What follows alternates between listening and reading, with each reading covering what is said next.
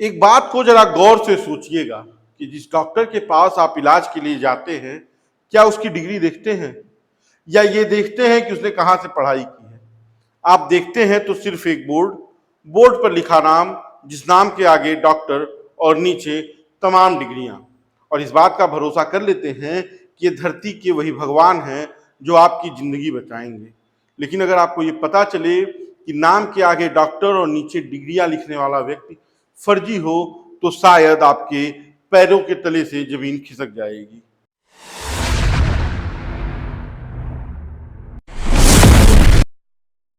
नमस्कार, बेधड़क खबर आप देख रहे हैं और मैं हूं आपके साथ शशांक।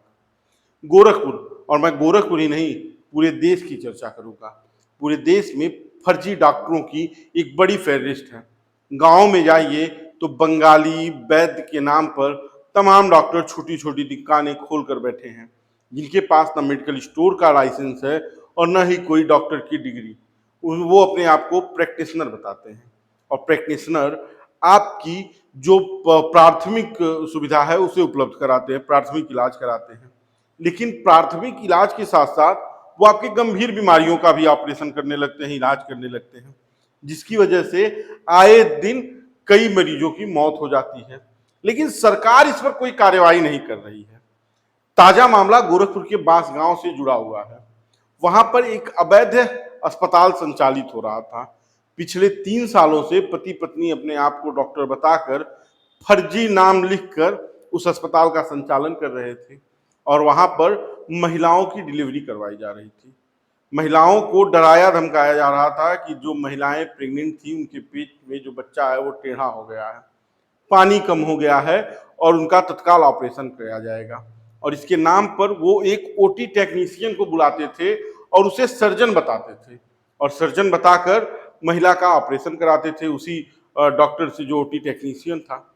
ये लंबे समय से चल रहा था, और उसके बाद से परसों एक घटना घटी जिसमें ये पता चला कि एक महिला की मौत हो गई।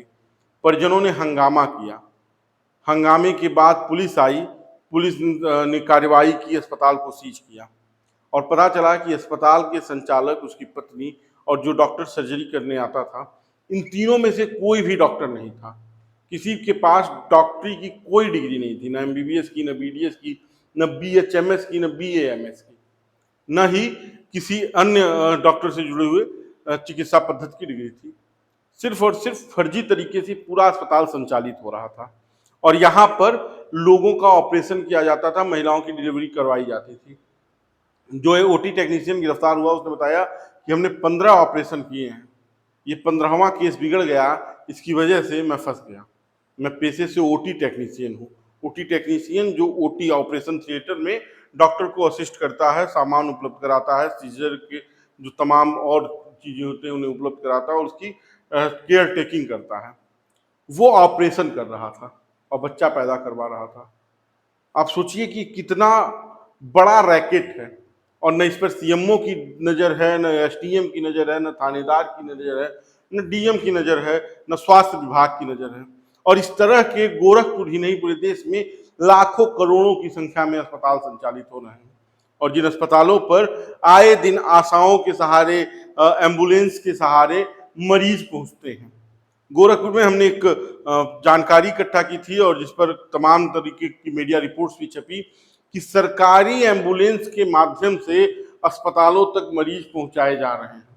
सरकारी एम्बुलेंस जो मरीजों को गांव गिराव से उठाते हैं, जो आशाएं महिलाओं को सरकारी अस्पताल तक पहुंचाने का जिम्मा रख लेती हैं, वो प्राइवेट अस्पतालों में मरीजों को पहुंचाते हैं। आशाओं की स्थिति तो ये है कि अस्पताल, सरकारी अस्पताल से पहले प्राइवेट अस्पताल पहुंचाने का जिम्मा लेती हैं, क्योंकि सरकार की तरफ से कमीशन कम और प्राइवेट अस्पतालों की तरफ से कमीशन ज़्यादा है।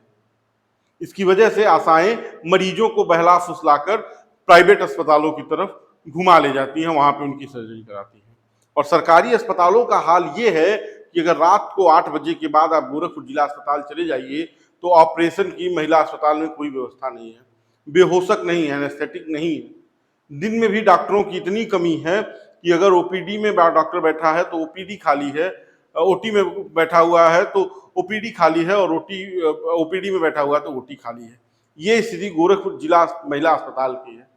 बेहोशक की कमी की वजह से वहां पर मरीजों को रेफर किया जाता है और बड़ी संख्या में रेफर किया जाता है। मेरे ख्याल से पिछले 1 वर्ष के अंदर रात में 12 बजे या उसके आसपास किसी महिला का ऑपरेशन जिला महिला अस्पताल में डिलीवरी के लिए नहीं हुआ है। ये एक चिंताजनक बात है। करोड़ों का बजट है, सरकार इसके लिए तमाम तरह के प्रचार पे पैसे खर्च कर रही है, लेकिन जननी सुरक्षा योजना के तहत कोई भी काम जिला अस्पतालों में सही ढंग से नहीं चल रहा है। कहीं रेडियोलॉजिस्ट का संकट है, कहीं गाइनोलॉजिस्ट का, तो कहीं एनेस्थेटिक का, बेहोशक का। अब आप सोचिए कि इस पूरी व्यवस्था में ये जो अवैध अस्पताल हैं वो आम जनता के साथ किस तरह से खिलवाड़ कर रहे हैं। ये तो एक ग्रामीण अंचल की घटना है, लेकिन शहरों में अवैध अस्पतालों की संख्या ज्यादा है और ज्यादातर अवैध अस्पताल सीएमओ ऑफिस के सहयोग और आशीर्वाद से चल रहे हैं। कई तो बाबुओं की हिस्सेदारी में चल रहे हैं, कई डॉक्टरों की हिस्सेदारी में। सरकारी डॉक्टर अपने नाम के आगे का सेंटेंस सटा देते हैं, सिर्फ एक अक्षर लिखते हैं।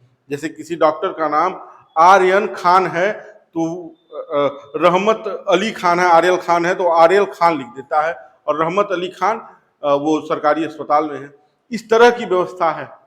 अब आप सोचिए कि किस तरह से ये हॉस्पिटल चल रहे हैं और किस तरह से यहाँ पर इलाज हो रहा है।